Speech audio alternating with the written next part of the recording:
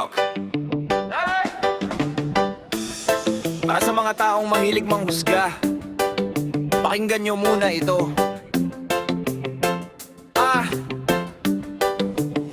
Laging nakatingin sa galaw ng iba, may komento agad kahit walang alam sa sitwasyon nila. Bawat pagkakamali agad pinag-uusapan, pero sariling problema di man lang nasisilipan. Abala sa tsismis mula umaga hanggang gabi, parang buhay ng iba ang lagi nilang katabi. Sa social media, daming sinasabi, pero sariling sugat tinatakpan. San ayusin mo muna, ayusin mo muna sarili mong buhay, bay bago ang iba ang husga. Ayusin mo muna, ayusin mo muna. Bawat tao may laban na di mo nalalaman. Ayusin mo muna, ayusin mo muna sarili mong buhay bago ang iba ang husga. Ayusin mo muna, ayusin mo muna. Bawat tao may laban na di mo nalalaman. Real talk, hindi lahat ng nakikita ay totoo. May kwento sa likod na di basta-basta nabubuo. Madaling manghusga, mahirap umintindi, kaya maraming nasasaktan kahit walang kasalanan. Badi kung may oras kang bantayan ng bawat kilos nila,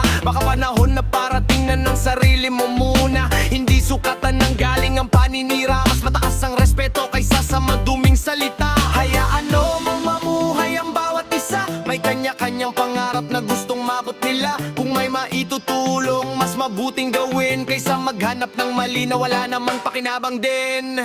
Ayusin mo muna, ayusin mo muna sarili mong buhay bago ang iba ang husga. Ayusin mo muna, ayusin mo muna. Respeto at pag-unawa ang tunay na kailangan. Ayusin mo muna, ayusin mo muna sarili mong buhay bago ang iba ang husga. Ayusin mo muna, ayusin mo muna.